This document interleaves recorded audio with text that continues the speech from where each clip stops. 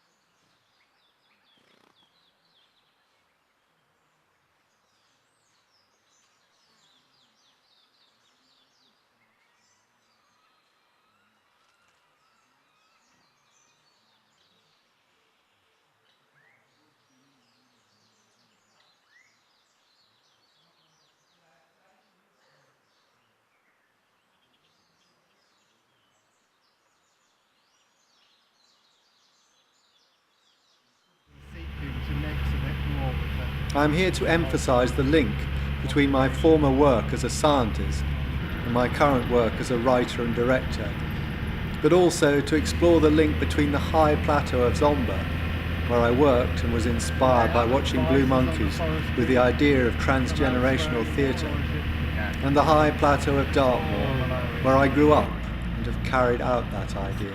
The dam there all looks quite smart and well. This one? Yeah. From a distance. It is just after the rainy season, and everything is looking comparatively fresh and green. We are staying at the Forest Lodge, halfway up the western escarpment of the mountain, and Ronald, our host, has agreed to drive us and our film gear up onto the plateau itself. The river Mulunguzi has carved the interior of the plateau into a giant bowl as it draws its tributaries from the various parts of the rim. It flows noisily and delightfully through the heart of this bowl, sometimes for all the world like an upland stretch of river on Dartmoor, if you don't look too closely at the syenite rock, similar to Dartmoor's granite but with a different chemical composition, or the vegetation. Tree ferns, for instance, give it a more primordial feel. Along the banks of the Mulunguzi grow trees which provide food for blue monkeys, such as the dehiscent fruit of Pittosporum viridiflorum. Dehiscent is the botanical term for a fruit which splits open while it is still on the tree. These fruits haven't done that yet. The squirrel inspects without eating, looking for the soft inner red seeds. The green lowery, on the other hand, has no scruples about swallowing them whole. The forest canopy may look like paradise for a monkey, but there is stiff competition, both from other occupiers of the canopy niche, such as birds and squirrels, and from the trees themselves, who defend their leaves, flowers and fruits with a variety of toxins. This means a primate with a simple stomach, like a blue monkey, has to be extraordinarily selective, even among such apparent plenty in the aftermath of the rains. Blue monkey country is concentrated in the northwest of the plateau, in the area around Chingwe's Hole, in the montane forest clothing the stream valleys and the ravines of the escarpment.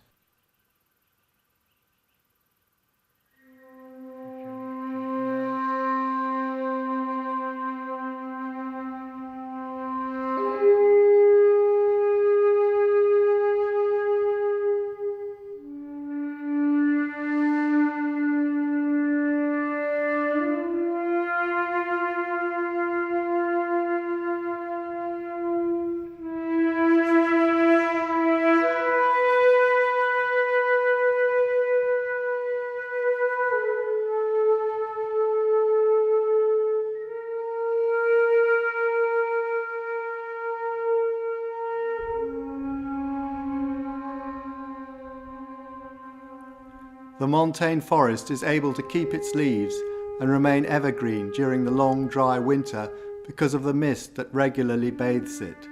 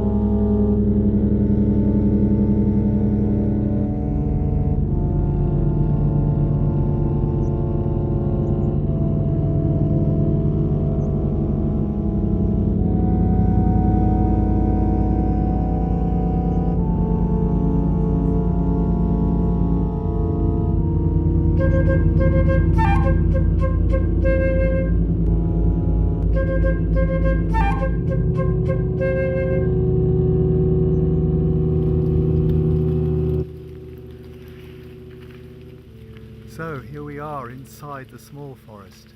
It's our second day and the mist is down.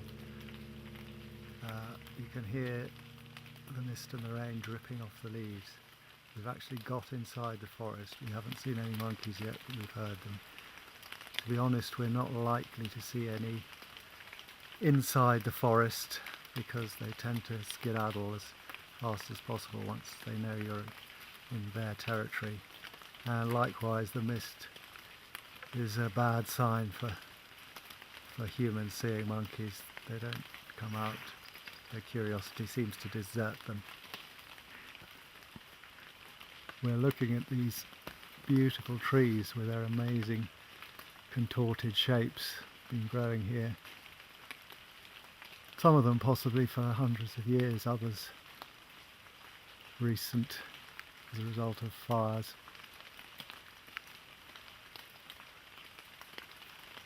And all of the trunks are festooned with epiphytes, ferns. Some of them will have orchids, mosses. And when you stare at the ferns and the mosses, you can't help but be reminded of oak woods on Dartmoor.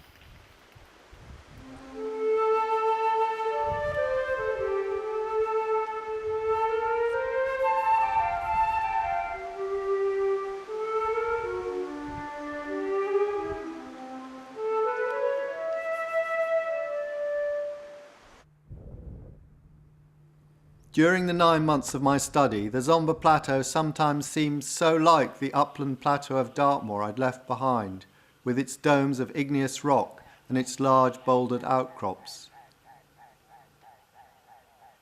And just as on Dartmoor we have the tourist focus of Jay's Grave, so on the Zomba Plateau we have Chengwe's Hole, Likewise a grave, but in this case a hole where lepers were thrown to their deaths.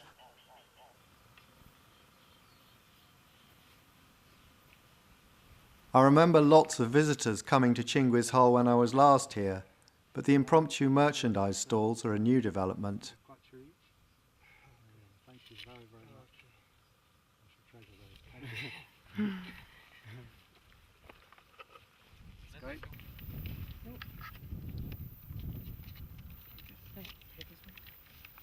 I just get one. Thank you. Okay. Thanks. Okay. Do not lose it. Be right in there.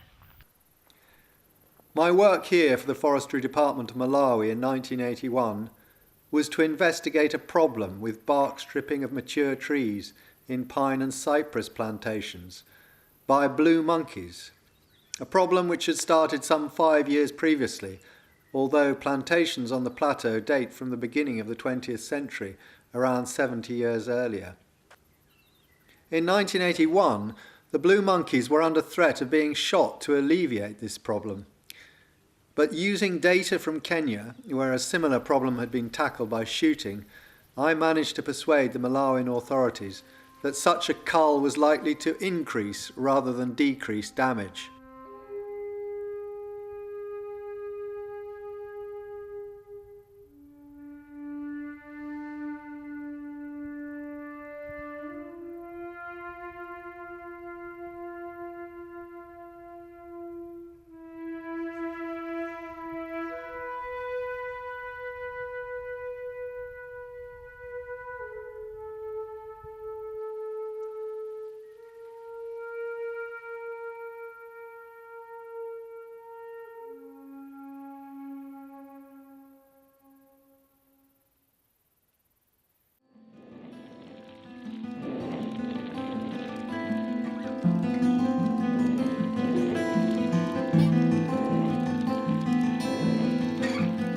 The empty area visible in this patch of montane forest is the result of fire damage in 1981.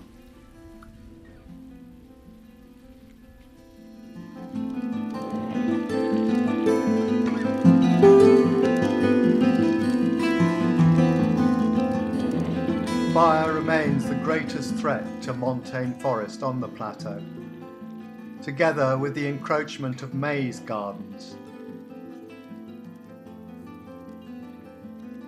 Montane forest is vital for water catchment. On the other hand, Malawi's growing population is desperate for food.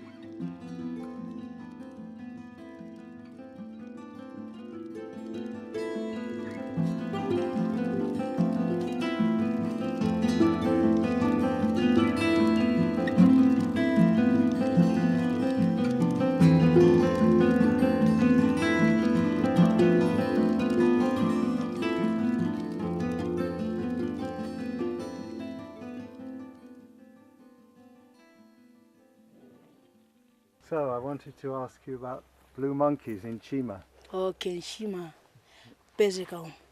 over in Chingwis Hole Forest. Yeah. Yeah. And on Malosa?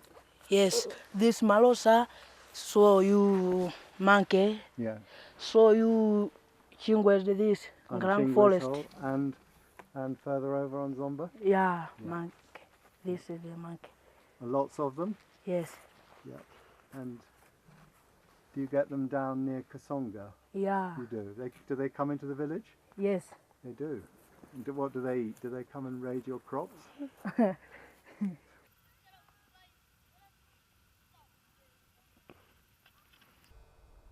So there is the Pinus patula tree, sitting in the fringe of the indigenous montane forest.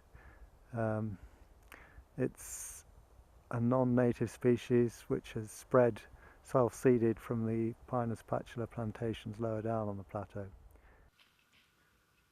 With the help of a colleague, Tess Darwin, I was able to show that blue monkeys did not damage the major plantation species, Pinus patula, and mainly damaged two species of lesser economic importance, Pinus taida and Cupressus lusitanica.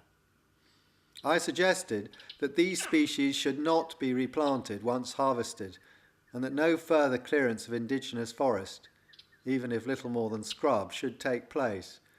My view had been that it was clearance of around 100 hectares of scrub forest in the mid-1970s, clearly shown by the evidence of aerial photographs, which had precipitated the start of bark stripping in 1976, pushing blue monkeys, which had used this area, into the adjacent plantations, where there was nothing for them to eat except the sugary phloem on the inside of tree bark. Returning to the plateau 25 years later, it is good to see that the monkeys are still here, with groups occupying the forest very much in their former configuration. Looking around at the plantations too, where there used to be brown tops in profusion, there are now none to be seen. The Pinus taida and Cupressus lusitanica plantations have all been felled, and, true to my prediction, the major plantation species Pinus patula stands undamaged. I heaved a huge sigh of relief when I saw this. Possibly the reason why Pinus patula remains undamaged is that blue monkeys actually seem to enjoy eating the needles of this pine, which means when they find themselves in the patula, they have something to graze on. The Pinus patula tree may be regarded by some as a weed, but ironically it has played a part in saving the blue monkey here.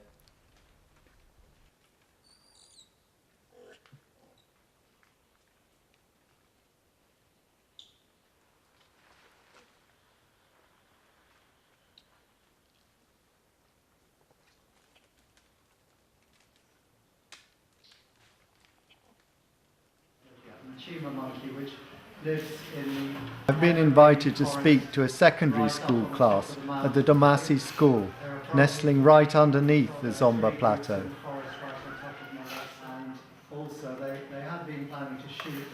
I'm talking to them about the nature of my work back in 1981.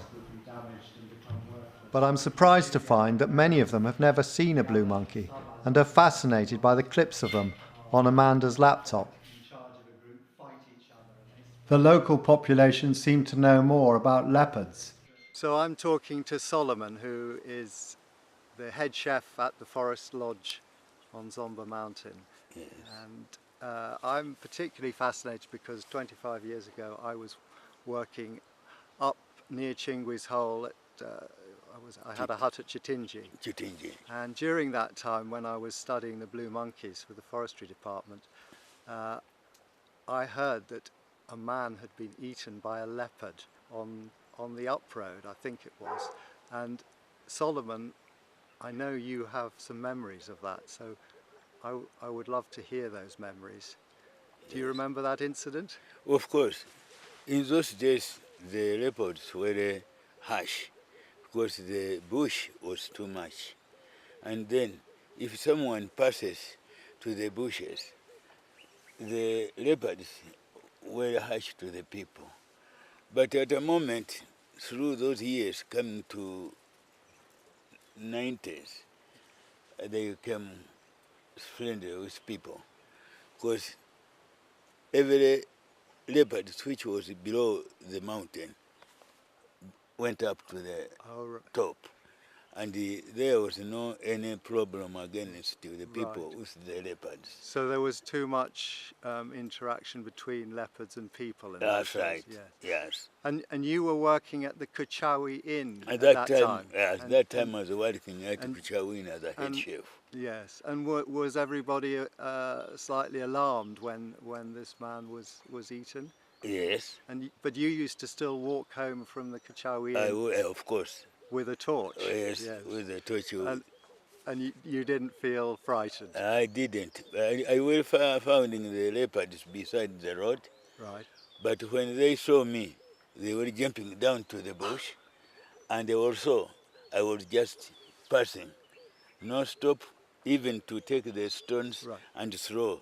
No, it wasn't like that. I was just going straight up to the house. That wasn't happening to me, but it was the leopards between the roads. Right. Yes. And you think there were several around then, not just the one? Several, Several, not yes. one, several. The montane evergreen forest on the Zomba Plateau is special. It is part of the Afro-Montane Forest Archipelago, which covers sub-Saharan Africa, wherever the mountains rise high enough to emerge from the hotter and often drier vegetation zones below.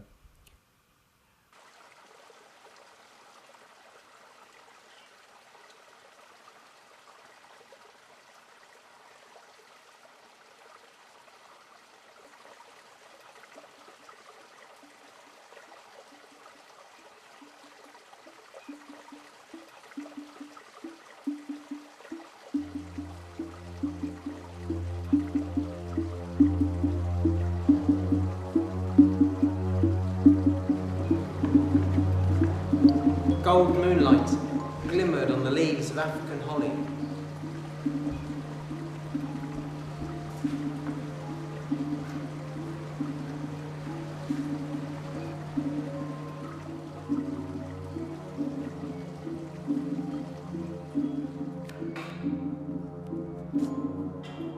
Overhead, the arching forest twisted and intertwined like seaweed, given a slow motion by the strain of seeing with intermittent rods that fired, did not fire, and fired again, investing the image with a strange, labile quality, like an old film shot of a stationary subject.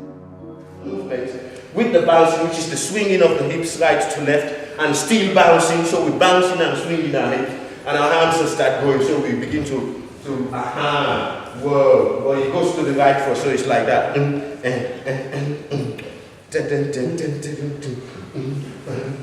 Oh, lovely.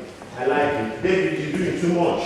Just chip. Yeah. You don't need to do that much. Just chipping it little by little, you know. 1, 2, 3, go. 1, 2, 3. Io began the project with an African dance and drumming workshop. 1, 2, 3, go. 1, 2, 3, go. One more time, twist. Right there. 1, 2, 3, go. From the top. 1, 2, 3, and down. On a cold March day in Manhattan Parish Hall, he told us what the idea of monkey meant to him as an African. 1, 2, 3, and. God dance for deers, God dance for monkeys. Yeah, God dance for monkeys and God dance for birds. Lots of birds.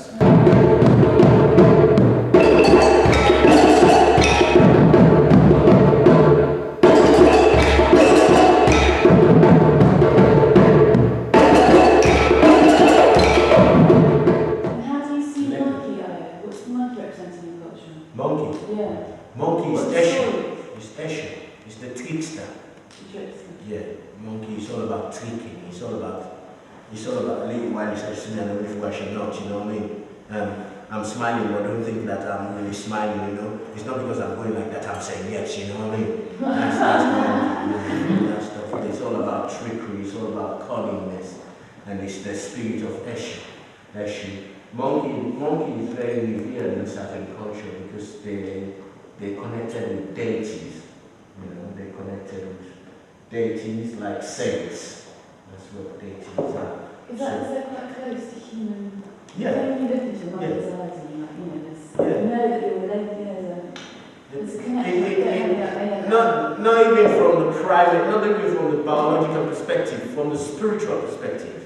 Yeah, because the biological perspective, there's the primate, you know what I mean? And, you know, we're as close to them as we can be to pig, you know what I mean? But they have all our attributes, they got all this, they can do all these things, you know, monkey. But at the same time, there is a spiritual connection between us and monkey. Serious, because there are certain experiences I have had in my time before I came to England, before I wasn't born in England, I was born in Africa. And I've experienced a lot of stuff, like sometimes monkey, it's like human being, when you're conscious, yeah, if you're aware, you can sense things. If you're aware, but you have to be very aware to be able to sense things, and you have to be able to listen to yourself, your insight, your intuition, you know, your inner person, like what they call the collective unconscious, like your unconscious. You have to be able to connect to that. Yeah? If you can't connect to that, you will be able to, like some people, they dream. Some people, they see things in their dream. Some people, they daydream. They are awake and they're dreaming, which is what I do. I daydream. I don't know why I'm still alive, but I daydream. Yeah? I'm awake and I'm seeing things. So monkeys, yeah, they can relate to that, and even deer can relate to that. Yeah? So sometimes, if you're there in the forest and the monkey can sense you frightened. And the monkey can sense you're not frightened, the monkey can lead you where you want to go. But they can be able to pick up your energy, they can be able to pick up if you're frightened or not, without even saying nothing. Having listened to Io, choreographer Ros Maynard began her part of the process with a dance workshop in April. The rest of the workshops had to wait until Amanda and I returned from Malawi in May.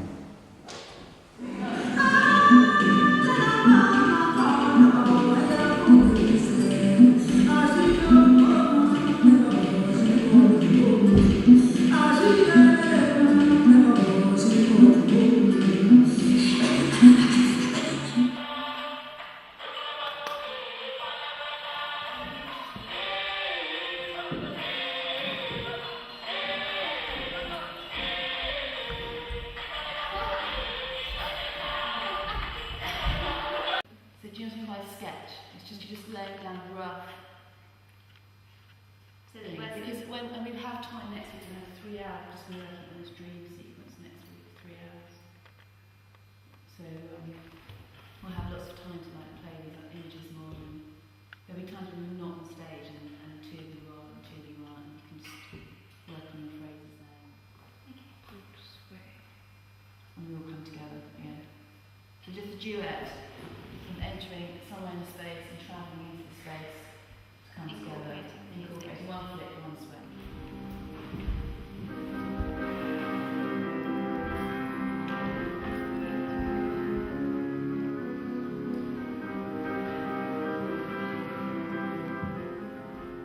So far, the dancers have had to work out their movements to other pieces of music. But by November, composer Gillian Webster has begun to put the score together.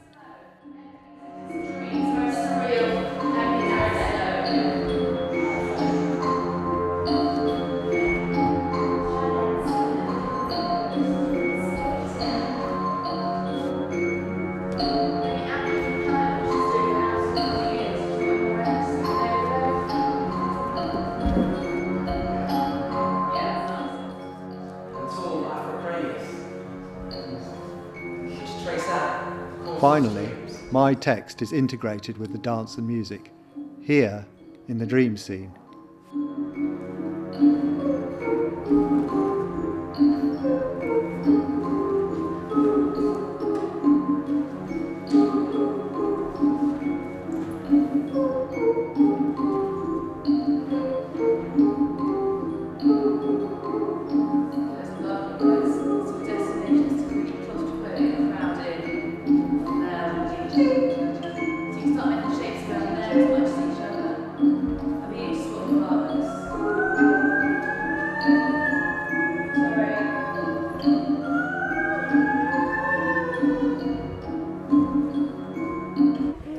He's filming now.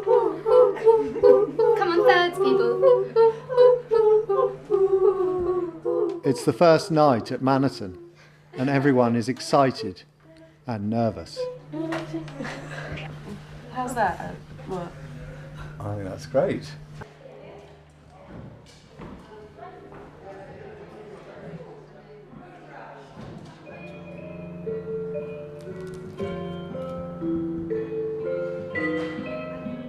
It's quite a lot to keep one's head around, but I think we're getting there. And that required extra practice today. Yeah, it certainly did. Yeah.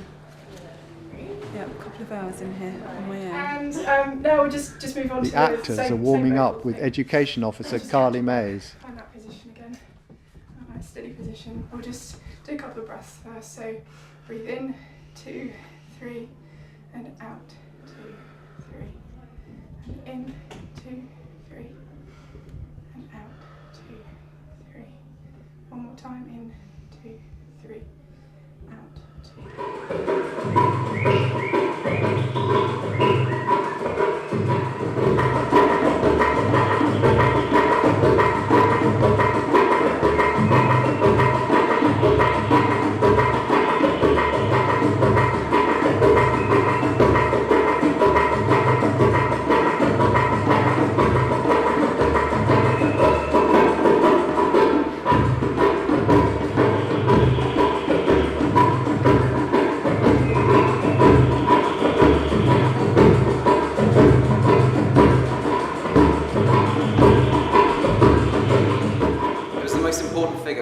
I met during my time in Malawi.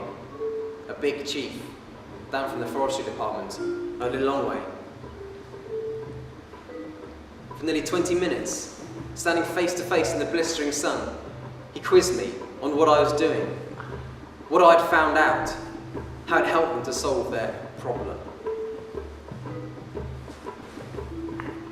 The blue monkey is a beautiful animal, and no one wants to shoot it.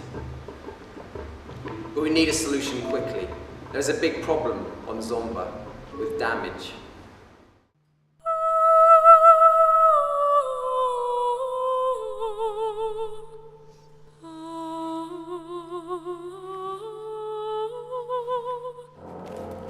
Expanse of snowbound heath on Dartmoor. A granite tour rises, with here and there a dusting of snow, frosting its darkness. So melange.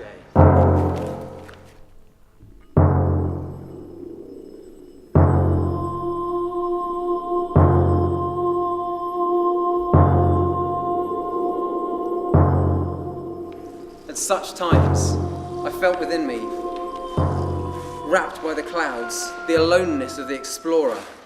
Not loneliness, but the knife-edge sense that being alone was something I'd mastered as the means to something. Sorry, I didn't mean to startle you. I was just reading from my journal. So you've come? I said I would. Did you think I wouldn't? Perhaps. After our conversation in Zomba, how could you doubt me? Seems a little while ago now. I've been busy with my VSO induction. I've been out in the fields looking at irrigation projects for the last fortnight. How did you find me? Your directions were good. And I got a lift halfway with the principal forester. So, you want me to show you the monkeys? I would love that. After our conversation. I remember. You said you thought it was immoral to work with Africa's animals when its people were in such desperate need of help. And you said you could show me something so special that it would change my mind. Blue monkeys? We may not see them. Other visitors have come around with me and been disappointed. They're shy with strangers. I don't mind if I don't see them, but I'd like to try. Is that your hut over there? Yeah. It's very small. It's big enough for one. Where do you get your water from? From the stream. I boil it. And where do the blue monkeys live? All around. And mainly out there. Around Chiridzulu and Molombe peaks. The ones with their tops in the clouds? Yes. That was sudden. Bright sunshine when I walked up. The weather here can change in a minute sometimes. Your heart! It's been swallowed up. I'm afraid this could be the start of a chipperoni. A chipperoni? What's that? It's a particular kind of mist that affects the High Plateau in this part of Africa.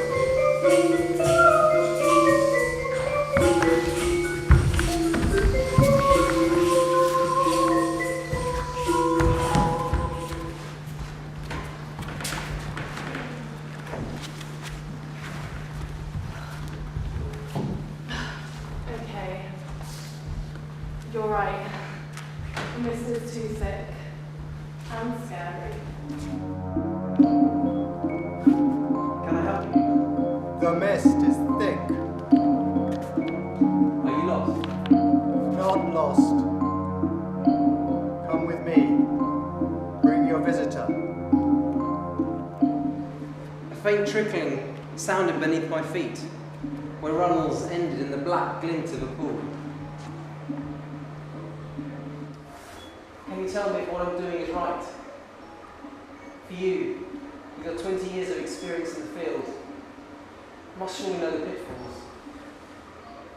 If you mean, she answered, the horror of having interfered and seeing the chaos that interference leads to. Or worse, the grim possibility that simply by your pursuit and stare you may have unsettled the balance, which their ensuing life depends on. Yes, I know the pitfalls. I, like you, grew up in England and came out to an Africa where being English was something of a password. Even more so in the wake, perhaps, of independence than before it. To deny that privilege, and how it has helped us, would be dishonest, but, and this I have learned through bitter experience, to depend on it is to breed resentment in the ones who grant it. My hand forced by events, I turned my eyes from the Western world and began the long neglected task of training Africans. It is they, in the end, who determine whether the project I set up continues. The white man, and the white woman also, come and go from this place as it suits their lives, but the Africans, through war and drought, through famine and disease, they remain. And what about the monkeys? You won't see them in the mix. I mean, you've hardly mentioned them. What's it like to see a blue monkey? I was getting round to it. You promised me something special, something that would change my mind about the morality of what you're doing. Have you never broken a promise? I can't control the weather. If these monkeys are destroying the tops of these timber trees and stripping the bark, how can you justify protecting them? Timber is scarce here. The government can't afford to import it. Why should Malawians go without building materials for schools and hospitals so a few Westerners like you can get a glimpse of a pest species through binoculars? So you want me to suggest to the forestry department that they shoot all the blue monkeys? Why not if it would save more lives? As a pragmatic answer, when they tried that in Kenya and the Andes, shooting merely increased the damage. So what is the answer then? Get people to value the monkeys. The damage they do is localised. It's minimal in the scheme of things. The good they could do as a sacred animal at the heart of a holy forest is boundless. I knew you were mad. So, what's it like to meet a blue monkey? I'm intrigued.